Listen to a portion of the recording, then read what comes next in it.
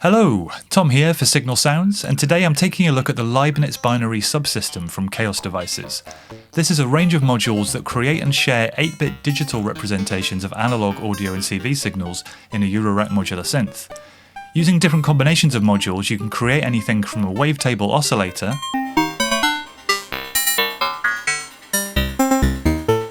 to a unique waveshaper and signal processor,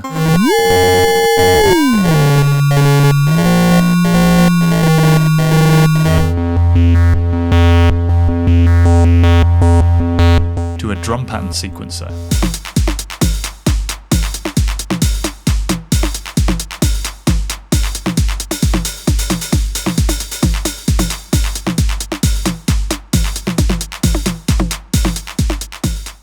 Now, I realise some people find the Leibniz Binary Subsystem quite intimidating, so in this video I'll try to demystify it a bit and demonstrate a few simple patch ideas that you can use as jumping off points. For me, the key to getting the most out of the Leibniz stuff without getting lost is to focus on 2 or 3 modules at a time, so I'll show you some simple combinations that will help you get started. Before I go any further, if you're new to the Leibniz Binary Subsystem, I'll just briefly explain what it is and what the underlying concepts are. I've also written a blog post about this for the Signal Sounds website, so do check that out if you want a more in-depth primer. The link's in the description. So, the Leibniz Binary Subsystem is a set of modules that Xaoc Devices have designed to work together, which can send and receive digital signals through 10-pin ribbon cables that connect on their rear panels. These signals are basically a stream of 8-bit binary numbers that define a voltage at any given moment. They could be standard audio or CV signals that have been converted from analog to digital using a module like Drezno II, or data generated from scratch by a module like Erfurt or Berlin. The Leibniz subsystem uses 8 parallel streams of gates that each represent one of the 8 bits. You can perform various operations on the bits, like inverting or swapping them, masking them, reclocking them, looping them, or performing logical operations on them before converting them back to analog. These digital processes transform the resulting signals in unique ways that often don't have equivalent processes in the analog domain. The sampling frequency, or the rate at which the numbers change, can be up to 2 MHz, 2 million times a second, or you can clock it at much slower rates. At lower frequencies, you can use the changing states of these individual bits to derive rhythmic gate patterns. Some of the Leibniz modules provide access to the gates that represent the bits via jacks on the front panels, so you can treat them in the same way as any other signal in your system. There are 8 main modules in the Leibniz range at the moment. Drezno II is designed as a way to interface with the rest of your system with analog to digital and digital to analog converters. It gives you direct access to the outgoing and incoming bit streams via the front panel too. For many Leibniz setups, this is the obvious starting point, and there's quite a lot you can do with this unit alone, but there are several other modules that can process the digital data that Drezno generates in interesting ways. Lipsk lets you invert the state of each of the 8 bits, either with a manual push switch or a gate input, and similarly, Gera lets you mask bits, turn them off in other words. These can both produce pretty radical waveshaping and bit crushing type effects. Rostock is slightly more complicated. It's a binary data pipeline or shift register, which lets you delay the Leibniz data stream by passing it through a pipeline of up to 64 stages. You can loop, scramble and reclock the pipeline. At lower clock speeds it's great for CV looping and mangling, and at higher speeds you can achieve lo-fi, digital chorus and flanging effects. Berlin is the new kid on the block, and it's a simpler option if you're most interested in using the Leibniz subsystem for VCO type applications. It's a wide-range digital oscillator which outputs a perfect rising ramp wave on the Leibniz bus that's ideal for driving Jena. Now this contains banks of transform functions that can turn that simple rising saw wave into hundreds of other complex wave shapes. Together they make a fantastic 80s style wavetable VCO. Erfurt is a binary counter with 8 outputs that represent the bits in an 8-bit number. As you add to or subtract from the number using clock signals, the on-off status of the bits change accordingly. You can use it as a clock divider, and it pairs well with Lipsk, which lets you change the count increment and generate more complex rhythmic patterns as those bits change. Finally, Poczdam is a routing module for complex Leibniz setups that lets you switch between 2 Leibniz sources, reclock the data and access the bit streams via the front panel. It also has an independent CV controllable clock source with a very wide range of speeds, which is handy when you're getting into advanced Leibniz patches. I've got things set up in this case as 3 separate configurations. Lipsk and Erfurt over here, Drezno with Gera and Rostock here, and Berlin and Jena here. I'm going to take one of these at a time and I'll talk you through a few things you can do with them. So let's crack on.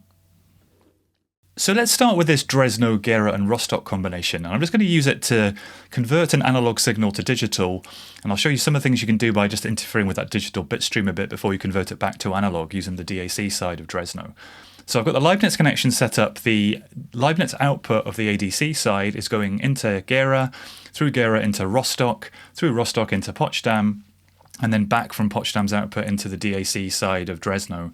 At the moment, these other modules aren't really doing anything. Gera's lights are all on, which means the bits are passing through unaltered. Rostock is actually delaying the bit stream by 1 clock pulse, but given that the clock is running at the 2 megahertz internal clock of Drezno, that's not going to have any audible effect whatsoever. And Poczdam is literally just routing that signal back into Drezno, so it's not having any effect on the signal, it's just passing that data along. I've got a audio rate sine wave from Batumi 2 here, running at audio rates. I've got an offset from Samara I can use to fine-tune the pitch if I want to. I'm running that through the scope. That's the green channel on data, which is the pure sine wave going in. And I'm taking the DAC output of Drezno into the other channel of data, the blue trace, and then back out through Tallinn here so we can hear it. At the moment, if I turn this up, that is the sound of a pure sine wave being converted to 8-bit digital at a sampling frequency of 2 megahertz with no other processing happening to it and back out. So it's pretty much a pure sine wave. You'll maybe hear a slight bit of digital aliasing or quantizing effect if you've got sensitive ears, but otherwise that's pretty clean. One of the more obvious things we can do to start interfering with this is taking a slower clock to the ADC, or the DAC, but let's take the ADC. Let's use the built-in clock in Poczdam, which is a completely independent little clock generator. I'll use it in the Hertz range, which is the slowest of the ranges, and if I go into the ADC clock, you'll probably start to hear it getting a little bit fizzier and noisier. That clock is significantly slower than the 2 megahertz that's built into Drezno. If I turn this down, if I slow down this clock, it's now sampling this sine wave going in much more slowly until we get to a increasingly blocky representation of that sine because it's sampling only a few times per cycle. So that's your kind of classic sample rate reduction effect. Let's take that out and leave it back at 2 megahertz. Another thing we can try is swapping individual bits in the bit stream. So we could take some of the bits that are coming out of the ADC and put them into a different bit number in the DAC. So we could take bit 4, say, go into bit 6. And you see it has a very drastic effect on the wave shape. We could swap that, so let's go 6 into 4. Or we could try swapping 4 and 5. Slightly less extreme ones. Generally, as you swap bits or interfere with bits that are lower down, the effect's more subtle. And if we were swap 4 and 7, we'll get a much more extreme kind of wave shaping and wave folding. Now, because these digital bit streams, these are just 5-volt gate signals. You could treat these like any other signal in a Eurorack system. So you could put them through switches, you could put them through logic gates, and so on to kind of create interesting patterns. Let's look at what Gera can do to the signal. So Gera is a bit masker. If we start turning these switches off, it'll start masking bits in the stream and basically bit crushing this signal, using fewer and fewer bits to represent it, right down to a pure square wave and off. And of course you can try turning off different combinations, so we could just turn off bit 3 and 5, get that shape. And these gate inputs here let you automate that switching. So, for example, we could take some unsynced square LFOs from the other channels of Batumi, and we could run these into... Let's just pick 3 of these bits at random. Get some kind of weird digital glitching effects going on. Maybe combine that with the sample rate reduction.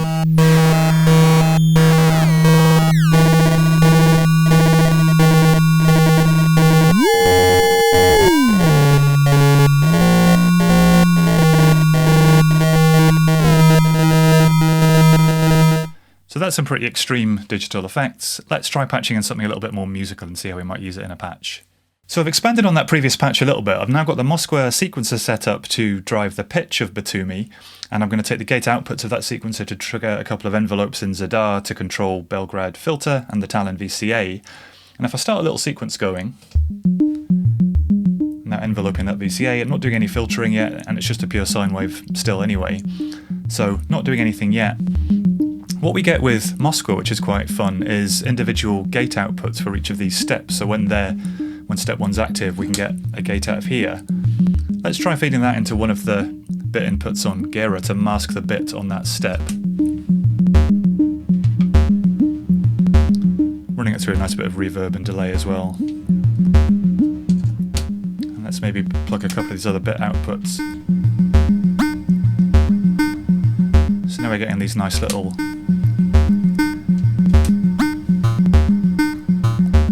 different wave shaping effects on different steps. And I've got Batumi now in multiply mode, so I can take the second channel and get a oscillator output which is a multiple of the frequency of our main sine wave. Let's take a 32 times square wave with this fader all the way down, and let's reclock the data stream. Just for ease of cabling, I'm going to go into the outgoing clock in of Rostock here. So now we're getting sample rate reduction as well. And if I nudge this, but because this clock has been derived from the same oscillator as our pitch, it's changing with the pitch of that, so it's always staying in the same relationship, which we wouldn't get if we were using Poczdam, for example, where we just have a constant clock that's not quite as musical. But if we take a clock that's actually changing with the pitch, and let's try filtering this down a bit.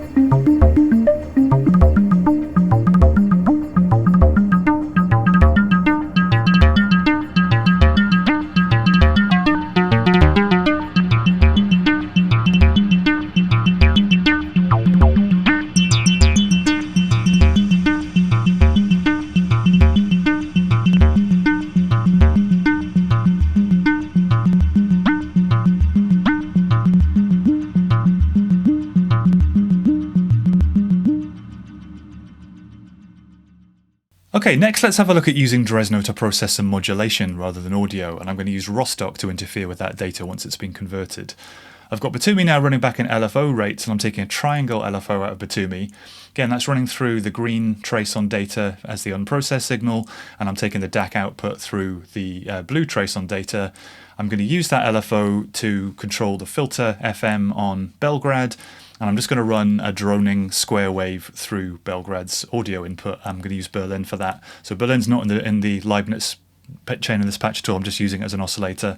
So we've got a square wave going in, got a triangle wave modulating the filter cutoff. I've set it to a kind of low pass and band pass combo with quite high resonance, so we get quite a characterful sound, which gives that modulation something to chew on with the resonance quite high and the span set somewhere in the middle. So just so it's quite obvious what that modulation is doing when the shape starts changing. Now I'm going to use the same trick as the previous patch, where I'm going to take a multiplied channel of Batumi, which in this case is running at 16 times the speed of the first channel. I'm in multiply mode, taking the square output of Batumi channel 2, and let's go into the ADC clock. And after a short delay from Rostock, we'll start to hear this now producing a stepped version of that triangle wave. 8 steps going up and 8 steps going down, because we've got 16 pulses from here for every one cycle of the triangle. So that already sounds quite cool, and we can do what we've done before, and we could mask some bits in Gera, and we can get some slightly different wave shapes. We could do the kind of bit swapping thing.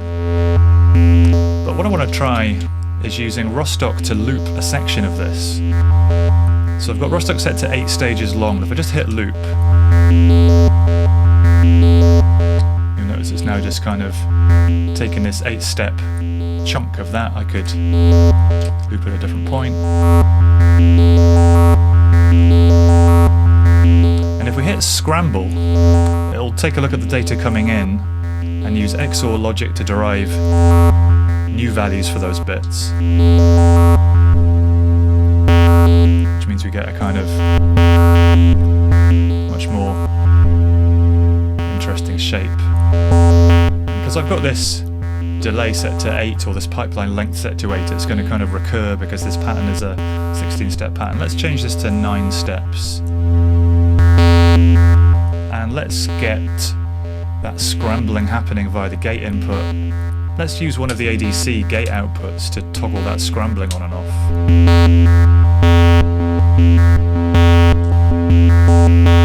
And now we've turned that triangle into this really interesting step modulation, which has some repeating patterns in it, but is much harder to predict. We can go to a 7-step loop. You can play with this and turn the loop on and off. With looping off, it just goes back to the original step signal. And with looping on and the scrambling happening intermittently,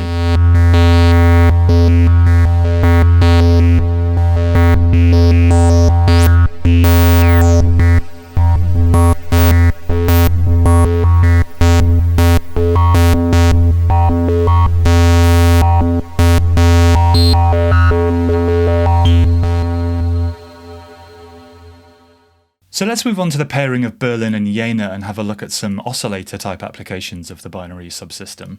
The Leibniz connections for this are really simple. It's the output of Berlin going to the Leibniz input of Jena, and then the output of Jena is running back into the input of Berlin. It's actually running through Poczdam again in this patch.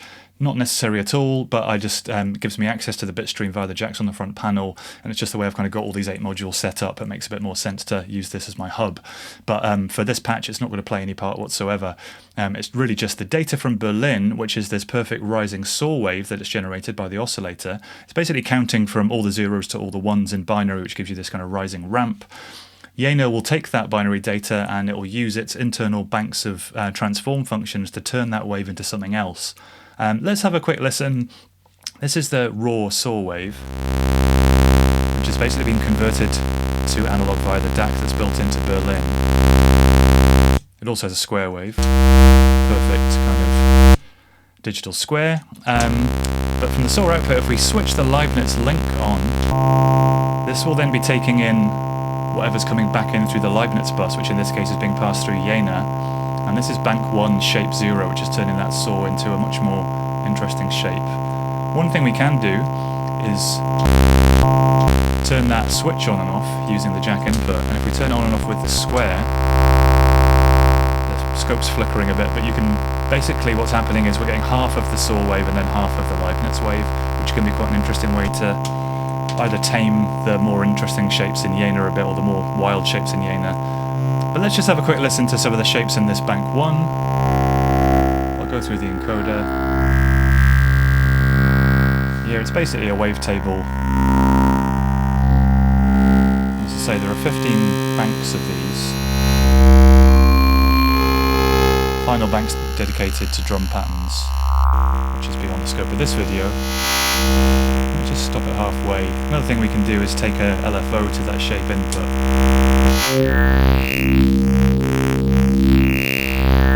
Start scanning through them. Let's go to a different bank. Bank 0 has these nice kind of vocal formanty kind of tones. And let's run a little pitch sequence. Let's just add an envelope to the VCA.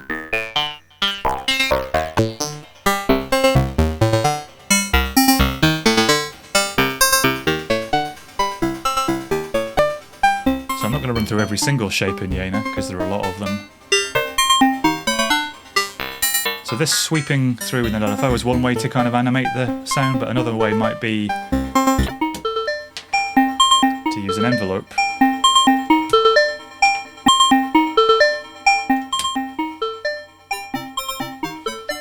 To just kind of hit the start of each note, scan through the wavetable a little bit.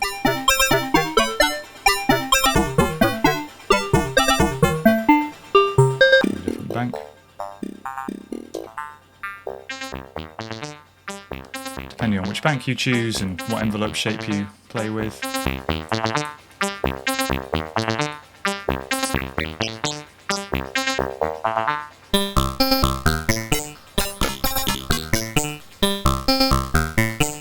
So there's a huge sonic palette to play with here, with this as a wavetable oscillator. You can use all your kind of usual wavetable effects. I'm not running through a filter at all here either, it's just the raw output going straight through the VCA. One other thing we can try is the phase modulation input. Now this lets us play with audio rate through 0 phase modulation, and it's kind of easiest to hear. If I go to bank 7, which has nice kind of clean sine wave type shapes. Let me just go to bank 7 shape 1. Let's get a vary on that sequence going again. So this is bank 7 shape 0 is just transforming that saw into a nice clean sine. Now I'm multing the sequence output into Batumi's pitch input, and I can take an output of Batumi into the phase input, which I'm running through an attenuator. So at the moment I'm not hearing anything. But if I start to modulate the phase of Jena with another sine wave,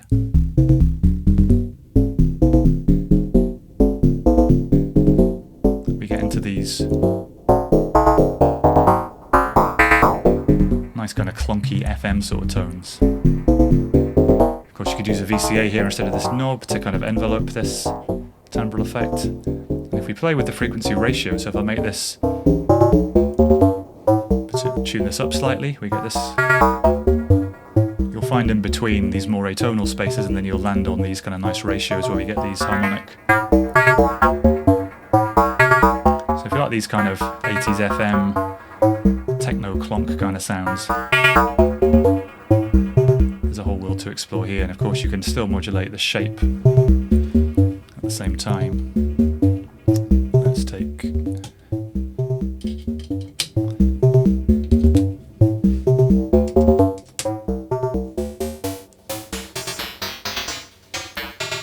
phase modulation and sweeping through the shapes.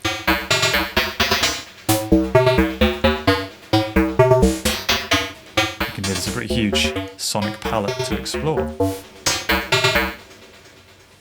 So finally, let's have a quick look at Lipsk and Erfurt over here, and I want to use these to explore some gate pattern generation techniques using the Leibniz system.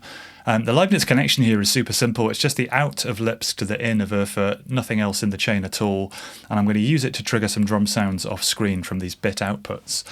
At the moment I've got a steady 16th note clock going into the clock increment input on Erfurt, and you can see these LEDs represent the bit patterns as it counts up from 0 to 255 and then back round to 0 again. It's counting up in increments of 1 because I've set 1 bit active on Lipsk, the lowest bit there.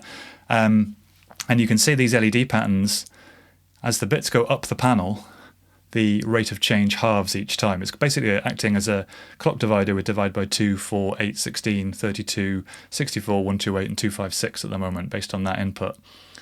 It's kind of easy to see if you kind of cover up these LEDs, they start changing more and more slowly, half as fast each time basically.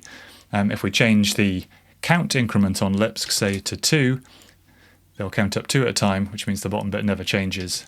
But let's get some sounds patched into these first, then we can explore some of these more complex rhythms. So I'm actually going to go into the clock decrease, which tends to give us a slightly better set of gates for drum pattern generation because they all start being high rather than all start being 0. And I'm going to take a reset. I've got PAMs off screen basically clocking here, so let me just stop this for 1 second. And now if I press start,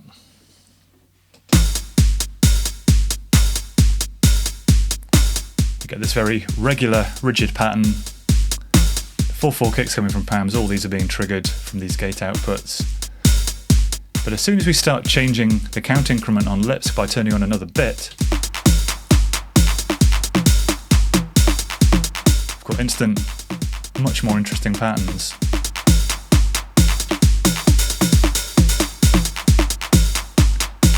And of course these Lipsk things can be turned on and off with gates, so we could program in patterns of changes here.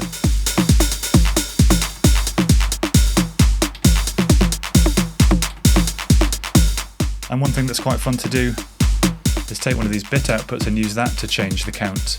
So let's go into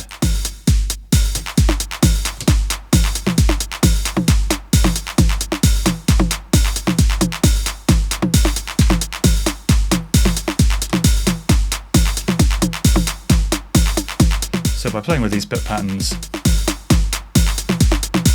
by self-patching, got a nice, pretty complex drum machine with just these 2 modules.